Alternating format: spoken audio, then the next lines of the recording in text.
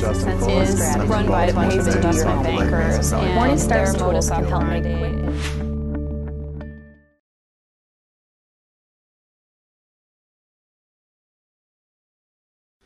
Bonjour à tous, Mireille Wimbert, je suis journaliste aux Échos, je suis responsable de la rubrique patrimoine sur le web et sur le papier. On m'a demandé de venir modérer cette table ronde pour faire la Candide, donc c'est ce que je vais m'employer de faire. Pour vous parler de la manière dont Morningstar gère ses fonds, on a bien sûr réuni les analystes, ceux qui font ce travail. Donc à ma gauche, Thomas Lancereau qui est directeur de l'analyse des fonds. Directement à ma droite, Mara Dobrescu, qui est analyste fonds, et tout à fait à droite, Mathieu Caquino, analyste fonds également. Donc je crois que Morningstar, vous notez environ 1100 fonds en Europe, ça, oui. dont à peu près la moitié sont vendus en France. Oui, une grosse moitié. Ouais. Donc effectivement, vous mettez des notes, ça c'est évident. Donc on a la note élite, supérieure, standard, inférieur, déficient, donc 5 catégories de notes. Ces notes, évidemment, s'accompagnent d'un rapport de gestion qui sont disponibles à tous.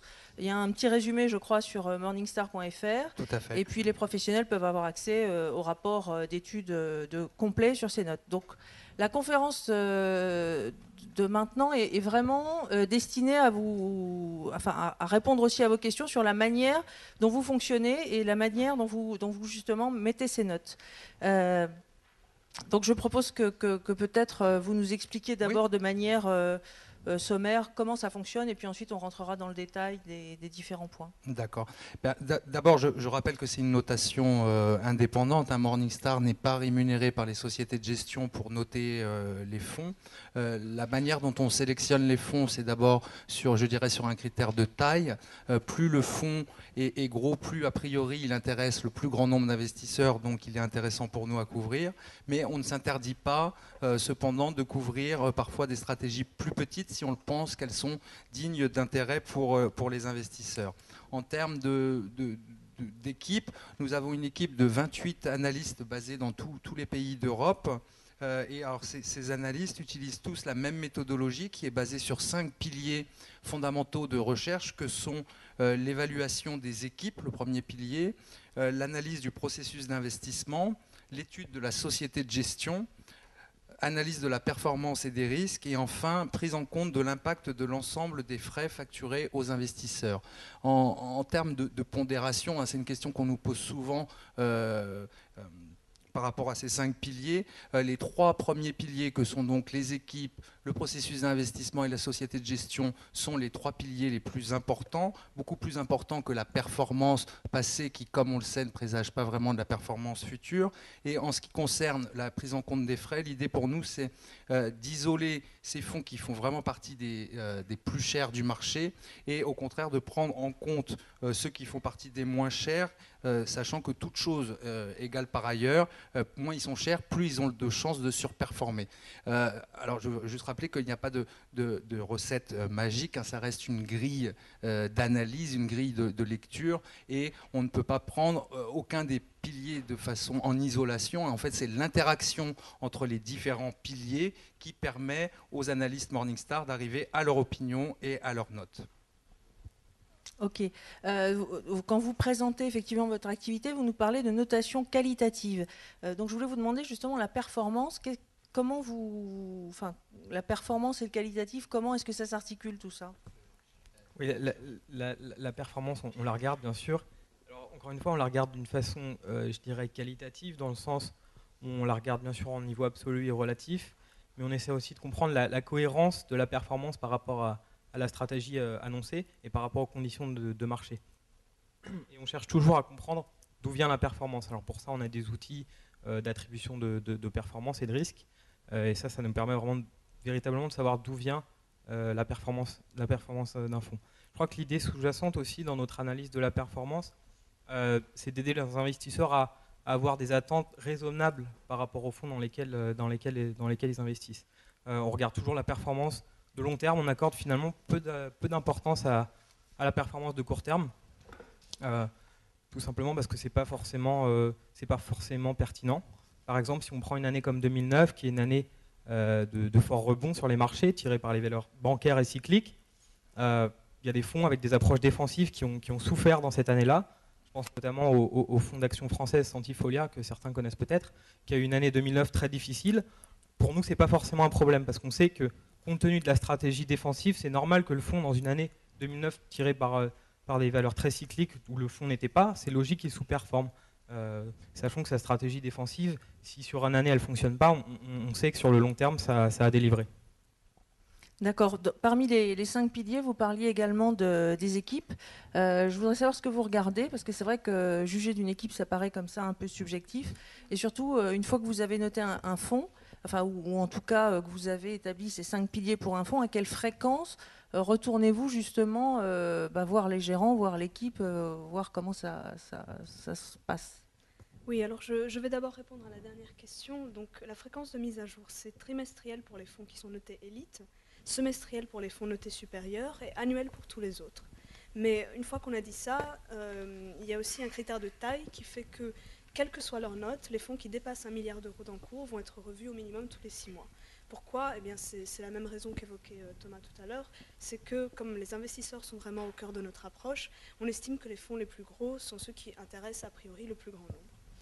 Alors après, donc, vous avez parlé des entretiens avec les gérants, c'est très important et on pense que ça ajoute vraiment de la valeur à notre ça ajoute vraiment de la valeur à notre approche qualitative, mais il faut là aussi garder à l'esprit que le rating final est loin d'être basé uniquement sur cet entretien, puisqu'il y a un vrai risque d'être subjectif, nous on en est conscient, et c'est pour ça qu'on se base essentiellement sur des faits avérés, des faits factuel, j'ai envie de dire. Donc le track record du gérant, son expérience sur la classe d'actifs, sur un univers d'investissement pertinent. Et une question qu'on pose aussi, c'est si le gérant investit à titre personnel dans le fonds qu'il gère. Donc ça, pour nous, c'est vraiment un signe de conviction et d'engagement aux côtés des investisseurs. Bon, donc une fois qu'on a dit ça, concrètement, qu'est-ce qu'on regarde quand on note les équipes? Donc en premier lieu, l'expérience. J'ai déjà parlé de ce point auparavant. Et là, une bonne question qu'il faut se poser, c'est si le gérant, au cours de son expérience précédente, a connu un cycle de marché complet pour pouvoir y éprouver sa stratégie et donc savoir comment elle va réagir en fonction des conditions de marché. Ensuite, le deuxième point qu'on regarde, c'est les ressources analytiques qui sont à la disposition du gérant. Donc combien est-ce qu'il y a d'analystes, quel est leur niveau d'expérience moyenne et comment est-ce qu'ils sont organisés. Donc là encore, ce n'est pas un simple jeu de chiffres. C'est évident qu'on ne cherche pas à avoir un nombre d'analystes en absolu. Ce qu'on veut vraiment voir, c'est une adéquation entre les moyens qui sont à la disposition du gérant et l'objectif qui s'est fixé. C'est évident que vous n'allez pas avoir le même nombre d'analystes pour un fonds, par exemple, d'obligations corporate, où là, il faut vraiment aller faire de la sélection de crédits très pointue.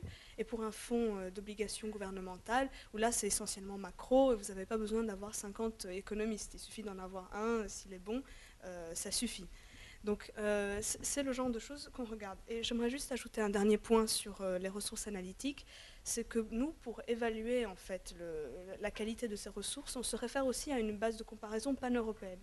Et c'est vrai que sur une base pan-européenne, vous avez des grandes sociétés, des poids lourds de la gestion, une société comme BlackRock par exemple, qui ont à disposition vraiment un grand nombre d'analystes avec une vraie expertise, notamment sur des secteurs très pointus comme l'énergie, comme les matières premières. Et là, leur expertise est vraiment redoutable. Et par rapport à ça, vous avez d'autre part des sociétés plus petites qui créent régulièrement des fonds sur des thèmes à la mode pour surfer un peu sur ces effets de mode sans avoir vraiment une expertise et des ressources à leur consacrer. Et là, nous, c'est vrai qu'on voit ça généralement d'un très mauvais œil. Voilà, et puis, bon, dernière chose, peut-être plus que la taille des effectifs d'une équipe, nous, ce qui nous importe, c'est la stabilité de ses membres et également la qualité de l'interaction entre eux. C'est pour ça que c'est vraiment qualitatif. Et pour un gérant, justement, enfin, dans les sociétés de gestion, quand vous dites stabilité, la stabilité, c'est, enfin, une stabilité moyenne, c'est quoi? Enfin, qu'est-ce que vous estimez stable? Il faut que l'équipe soit là ou depuis... c'est quoi la stabilité pour vous? C'est 2 ans, 3 ans? En fait, bon, tout ça, ça dépend aussi de l'horizon d'investissement qui est propre au fonds, qui est propre à la classe d'actifs. Comme nous, on regarde la performance sur une très longue période, voilà, on est plus sur des durées de 3 à 5 ans minimum, vraiment minimum. Mais c'est vrai qu'une société de gestion où on voit beaucoup de départs, beaucoup d'arrivées, ça aussi c'est un signe d'inquiétude pour nous. Voilà. Et donc, juste pour finir sur la taille des effectifs, si une équipe commence à s'étoffer, ce simple fait d'avoir des recrutements, ça n'entraîne pas chez nous à une augmentation de la note. Il faut vraiment attendre de voir si ça se traduit par une efficacité accrue dans la durée, et c'est pour ça qu'on aime surveiller sur le plus long terme. Merci Mara. Une question maintenant pour Mathieu, autre pilier, le process. Finalement, est-ce qu'un gérant n'est pas capable de faire évoluer son style en fonction des conditions de marché? Qu'est-ce que le process vient faire là-dedans? Le gérant, il est capable, peut faire évoluer son style de gestion en fonction des conditions de marché. Maintenant, ce qu'on remarque, c'est que c'est extrêmement rare dans les faits de voir un gérant qui est capable d'adapter son style de gestion en parfaite adéquation avec les conditions de marché. Donc nous, notre position, c'est plus de voir si le style de gestion il est cohérent, il est bien défini, parce que s'il est bien défini et cohérent, il va être réplicable dans le temps, plutôt que d'avoir un processus de gestion qui change en fonction des conditions de marché, où finalement le gérant ne fait que courir après le marché et peut se louper. Et d'un point de vue de l'investisseur, c'est aussi important pour lui de pouvoir s'appuyer sur des fonds avec des styles d'investissement très bien définis, parce que dans ce cas-là, il peut combiner des fonds différents, il sait à quoi s'attendre par rapport aux fonds dans lesquels il investit, et ça lui permet de construire un portefeuille diversifié.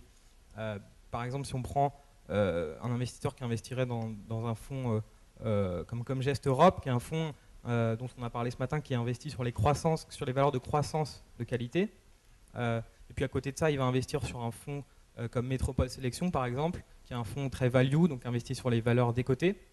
Le fait d'avoir ces deux fonds en portefeuille qui ont des moteurs de performance différents, ça va lui permettre d'avoir un portefeuille bien diversifié.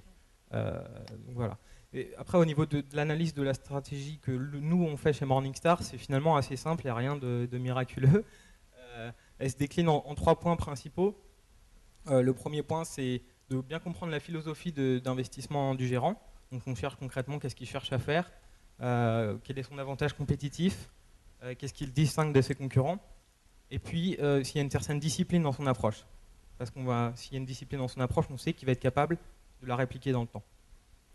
Le deuxième point d'analyse sur la stratégie concerne l'exécution, parce qu'on peut avoir des stratégies qui sont magnifiques sur le papier, mais qui en réalité se retrouvent complètement impraticables, impossibles à mettre en œuvre. Et là, notamment, on regarde les coûts de transaction générés par la stratégie. Parce qu'on peut avoir une stratégie qui a beaucoup de turnover, c'est-à-dire qui achète et qui vend beaucoup de titres, ça génère des coûts de transaction, et ces coûts de transaction peuvent venir manger la surperformance. Donc c'est toujours important de regarder cet aspect, de voir si la stratégie elle peut être mise en pratique sans réduire l'essence même de ce qui doit générer la performance. Et enfin, le dernier point d'analyse concerne l'analyse du portefeuille du fonds en lui-même. Donc on analyse les inventaires de portefeuille, et là on cherche à voir la cohérence entre ce qu'il y a dans le portefeuille et la stratégie annoncée. Tout simplement, par exemple, sur un fonds, un gérant qui nous dit qu'il investit sur des valeurs de dividendes, donc des valeurs qui distribuent du rendement, on va pouvoir aller voir dans le portefeuille toutes ces valeurs, et on va pouvoir voir en agrégé si effectivement le portefeuille a un rendement supérieur au marché. Donc si le portefeuille est cohérent avec ce que nous a raconté, le gérant.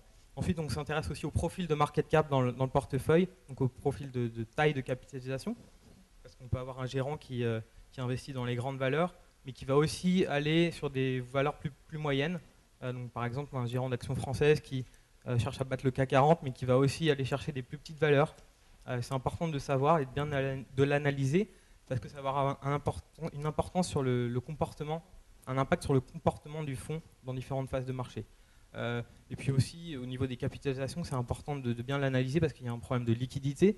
On en a parlé tout à l'heure sur la table ronde des small caps. La liquidité, c'est crucial. Donc là, on cherche à voir combien la stratégie peut gérer d'actifs sans entraver la performance. Donc ça, c'est particulièrement important pour les stratégies petites et moyennes cap. Et dans ces stratégies, on aime particulièrement la société Moneta, qui gère notamment le fonds Moneta en micro-entreprise. Comme son nom l'indique, un fonds qui investit sur les petites valeurs. Chez Moneta, ils ont décidé de fermer la stratégie après avoir atteint un certain seuil, donc en l'occurrence 120 millions d'euros, parce qu'ils pensent qu'au-delà de cette taille-là, ils ne peuvent pas gérer de façon cohérente l'approche du fonds. Et ça, pour nous, c'est une marque appréciable d'engagement vers l'intérêt des investisseurs, et puis ça garantit que la stratégie pourra être réplicable dans le temps. D'accord. Autre pilier, on continue sur ce thème-là. Donc la société de gestion, comment vous regardez évidemment le gérant, tout ce qu'on vient de voir, mais vous me dites que vous analysez aussi un peu ce qu'apporte la société de gestion justement à son gérant. Oui. Alors c'est quoi justement? Parce qu'un gérant, il peut être excellent, mais s'il est dans une mauvaise société de gestion, dans une société de gestion qui ne met pas suffisamment de moyens à sa disposition, qu'est-ce que vous regardez? Non, c'est tout à fait ça. C'est-à-dire qu'on peut avoir un gérant excellent, mais s'il n'est pas dans une société de gestion qui montre, je dirais, une culture d'investissement suffisamment solide, l'investisseur final, lui, n'est pas gagnant parce que, je rappelle, les investisseurs, la plupart d'entre eux, achètent des fonds. Hein, ils n'achètent pas des gérants.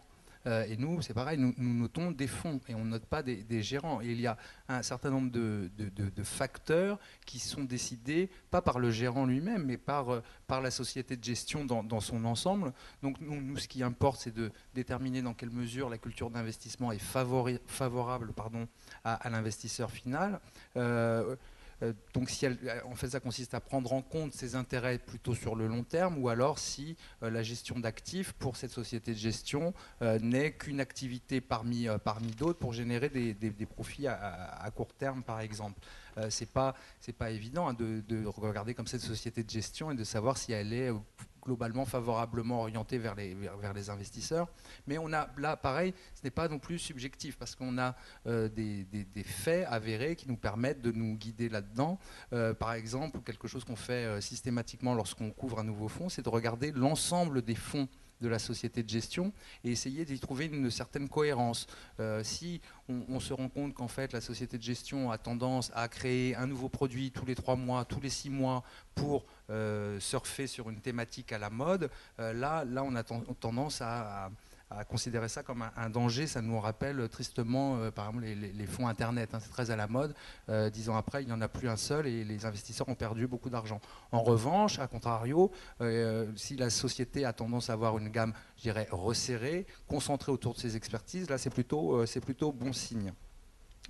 Un autre point que l'on aborde lors de nos rencontres, donc on rencontre non seulement les gérants mais également les CIO, les CEO des sociétés de gestion, c'est le point de la rémunération des équipes, notamment la rémunération variable, et de voir dans quelle mesure les bonus sont basés sur la performance de long terme, hein, parce que si vous basez votre bonus trop sur la performance de court terme, là vous courez le risque que le gérant fasse une super bonne année via une prise de risque excessive et qu'ensuite pendant 3 ans le portefeuille mette 3 ans à s'en remettre, donc au total l'investisseur qui lui reste 5 ans ne gagne rien. Et en plus ces bonus, s'ils sont assis sur une performance, quand je parle de long terme, j'entends vraiment 3-5 ans, hein, c'est pas un problème, parce que ça permet également de garantir la stabilité des équipes que Mara mentionnait, et la stabilité c'est un facteur clé lorsque vous sélectionnez un fonds, puisque c'est le fonds que vous achetez, et donc si le gérant part, vous êtes obligé de revendre le fonds, d'en acheter un autre, et tout ça génère des coûts de transaction et n'est pas du tout optimal pour votre portefeuille. Le troisième point qu'on regarde lorsqu'on évalue comme ça la qualité, on parle en anglais de stewardship de la société de gestion, c'est sa communication. Comment est-ce qu'elle traite ses clients, non seulement ses clients, mais les investisseurs potentiels via sa communication. Est-ce que son reporting est clair? Est-ce qu'il est clair et éclairé? Est-ce qu'en lisant le reporting du fonds, je comprends ce que le gérant fait avec le portefeuille, avec mon patrimoine finalement? Est-ce que je comprends bien ce qui se passe, ou alors est-ce que j'ai un vague commentaire de marché mais qui ne me dit rien sur ce que le gérant a fait au cours du mois ou du trimestre passé? Communication également en termes de portefeuille. Est-ce que la société de gestion met à ma disposition le portefeuille du fonds, parce que sinon j'achète un fonds à l'aveugle si je n'ai pas accès au portefeuille. Donc vous voyez, il y a un grand nombre de facteurs qui sont décidés au niveau de la société de gestion et qui ont un impact direct sur le fonds dans lequel je suis investi ou potentiellement je pourrais investir. On parlait ce matin de concentration, de fusion. Les fusions entre fonds sont décidées par la société de gestion. Un autre point, donc notre dernier pilier, vous savez, les frais. Les frais, bien souvent, sont décidés pas par le gérant, mais par la société de gestion. Et là, ça a encore un impact direct sur le fonds. Ok, bah les frais justement. Alors, en général, effectivement, les performances sont enfin, il me semble, hein, nettes de frais. Donc, Oui. on se dit à la limite, les frais, peu importe, si la performance est bonne. J'ai le sentiment que pour vous, c'est quand même quelque chose d'important. Alors, est-ce que vous pouvez nous expliquer pourquoi justement? Oui, alors c'est vrai que la performance la performance passée est montrée nette de frais. Si je veux avoir une idée de la performance future, je suis obligé de les prendre en compte. Pourquoi est-ce que pour nous les frais sont importants et constituent un de nos piliers de recherche? Parce que je crois que tout le monde dans la salle est d'accord pour dire que la gestion d'actifs est un métier très difficile. Dans la plupart des catégories qu'on a, que ce soit Action Europe, Large Cap, Action Small Cap, on se rend compte qu'en moyenne, la gestion active sous-performe l'indice. Et une des raisons pour laquelle on assiste à cette sous-performance de la gestion active, c'est les frais. Puisque les frais en fait viennent grignoter ma surperformance. On parle justement de la performance passée en disant qu'elle ne présage pas de la performance future. Et c'est vrai, je ne connais pas la performance de tel ou tel fonds pour l'année prochaine, mais je connais déjà ses frais. Donc plus ils sont élevés, plus je sais que le gérant va devoir surmonter ce qu'on peut vraiment qualifier de handicap. En termes de frais, je vois Jean-François qui me fait les gros yeux. Juste, globalement, on a en France 3 niveaux de frais. Les frais de gestion, qui sont bien connus, qui figurent dans les reportings, auxquels vous avez facilement accès. Là, la question évidente à se poser, c'est comment est-ce que ces frais de gestion se comparent par rapport à des offres concurrentes. Le deuxième niveau de frais, qui là est une spécificité française évoquée ce matin, c'est les commissions de mouvement. Là-dessus, nous avons un avis extrêmement tranché. Elles sont injustifiables, ces commissions de mouvement. Donc à chaque fois que j'achète, je vends, je fais payer des commissions à l'investisseur. C'est juste pas normal. Et en plus, c'est une source potentielle de conflit d'intérêts, puisque souvent ces commissions de mouvement sont perçues directement par la société de gestion, ou alors par son dépositaire, qui se trouve être sa maison mère. Donc vous voyez, on est en plein risque potentiel de conflit d'intérêts. Le dernier niveau de frais auquel on assiste et on voit son développement depuis la crise, je dirais, de plus en plus sur la gestion long only, c'est la commission de surperformance. Alors en théorie, ces commissions de surperformance pourraient être une bonne idée, ça pourrait permettre d'aligner les intérêts du gérant avec ceux des investisseurs, mais à condition que certaines règles de sens commun soient respectées. La première, c'est qu'elles doivent s'accompagner de frais de gestion par ailleurs raisonnables, sinon vous vous retrouvez à payer 2 niveaux de commission. À la fin, l'addition est très salée. Il faut que ces commissions de surperformance soient calculées contre un indice qui est représentatif. S'il vous plaît, pas de commission de surperformance lorsque je gère un fonds action. Ne me mettez pas Léonia plus je ne sais quoi, comme commission de surperformance. Ça n'a pas de sens. Vous feriez que récompenser le gérant pour le bêta et pas du tout pour l'alpha. Et enfin, ces commissions de surperformance, pour être justes, devraient s'accompagner d'un high water mark, donc le principe de la marque de l'eau, pour qu'on ne les prélève qu'une fois qu'une sous-performance passée éventuelle a été comblée. Sinon, là, une fois de plus, le gérant surperforme, on le récompense, il sous-performe, il n'est pas pénalisé. Et d'ailleurs, c'est intéressant, on disait depuis ce matin, comparaison n'est pas raison, mais c'est quand même intéressant de voir qu'aux États-Unis, en Norvège, les commissions de surperformance telles qu'elles sont chez nous, c'est-à-dire asymétriques, ne sont pas autorisées. On n'autorise que les commissions de surperformance symétriques. Donc si le gérant sous-performe, il est pénalisé. S'il surperforme, il est récompensé. Eh bien, on constate qu'il y en a très peu dans les faits, dans ces pays-là. Donc globalement, je crois qu'il faut que l'investisseur puisse s'y retrouver. Et il a accès aujourd'hui à de nombreuses alternatives. Et donc à un niveau d'expertise comparable, nous pensons que la prise en compte des frais peut l'aider à prendre une meilleure décision d'investissement. Ok. Vous disiez tout à l'heure que les fonds les moins chargés étaient les plus performants en général. C'est ce que vous avez constaté? Nous avons réalisé, on raisonne par quartile, et donc les différentes études Morningstar, c'est vrai que c'est sur les fonds américains où on a le plus de track, le plus de longueur. Vous avez plus de chances de surperformer en achetant un fonds qui se trouve dans le quartile le moins cher. À l'inverse, les fonds, donc tout ça sont des résultats en moyenne, il y a bien sûr des exceptions, mais de toute façon c'est logique. Et par contre, les fonds qui se trouvent dans le quartile le plus cher en termes de frais se retrouvent dans le dernier quartile en termes de performance. Merci pour toutes ces explications. Je vais maintenant donner la parole, vous donner la parole. Je suppose que vous avez des questions pour les analystes. On a un micro ici. N'hésitez pas à lever la main et à vous présenter. Merci. Oui, la présentation et les réponses aux questions étaient très exhaustives. Merci. Juste en termes d'organisation d'équipe, parce que vous êtes 3 par rapport à un univers très large en France. Et est-ce que vous avez une répartition par classe d'actifs ou pas spécifiquement? Comment est-ce que vous répartissez la charge? Non, les analystes, donc nous sommes 3 pour le marché français, mais 28 en Europe.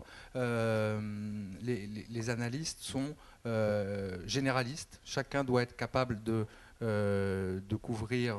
On ne fait que du long only, hein, mais donc sur l'action, obligation et allocation. Les analystes sont généralistes avec quand même des petites spécialités, je dirais, en fonction des affinités des uns et des autres, mais chaque analyste doit être capable de couvrir n'importe quelle stratégie, et je pense que c'est important, même lorsqu'on se spécialise sur le marché, l'analyse des fonds actions, c'est important de conserver un regard, de continuer à savoir ce qui se passe sur le marché obligataire, par exemple. D'autres questions peut-être? Non, bah écoutez, oui. Attendez, on va vous donner un micro. Les fusions de fonds, quelle est votre position? Alors oui, ça c'est quelque chose qu'on regarde avec beaucoup d'intérêt, et ce qui prévaut, comme tout ce qu'on fait chez Morningstar, c'est une de nos devises, vous savez, c'est Investor First. Donc dans ces fusions, ce qui est important pour nous, c'est de voir le traitement qui est réservé aux investisseurs. Toute fusion n'est pas nécessairement mauvaise, de toute façon on n'a pas le choix souvent, mais ce qui est important, c'est que l'investisseur soit prévenu avec suffisamment d'avance, qu'il lui soit offert différentes options en termes de pouvoir soit migrer sur d'autres stratégies, soit de rester dans le fonds fusionné, ou alors de sortir. Mais donc ce qui est important toujours, c'est la communication qui est faite vis-à-vis de l'investisseur. Oui, mais alors, permettez-moi de faire une remarque. Est-ce que vous pouvez, vous, à votre niveau, vérifier si la fusion n'est pas faite au détriment de l'investisseur? Ah bah bien sûr qu'on le vérifie, et lorsqu'une fusion est en préparation, on demande, si le fonds est noté bien sûr, hein, mais de recevoir exactement, et pas plus surtout, exactement ce qui est envoyé à l'investisseur. Oui, mais alors, permettez-moi de faire une remarque. Est-ce que vous pouvez, vous, à votre niveau, vérifier si la fusion n'est pas faite au détriment de l'investisseur? Ah bah bien sûr qu'on le vérifie, et lorsqu'une fusion est en préparation, on demande, si le fonds est noté bien sûr, hein, mais de recevoir exactement, et pas plus surtout, exactement ce qui est envoyé à l'investisseur. Parce que j'insiste sur le fait qu'on ne veut surtout pas recevoir plus. Nous, ce qu'on veut voir, c'est comment l'investisseur de base est traité. Donc on reçoit le même type de lettres, et on assiste, c'est vrai, parfois donc à des fusions qui ne sont pas justes, d'autres par contre qui le sont plus en termes du nombre d'options qui sans frais, j'entends, hein, important, qui sont proposées à l'investisseur.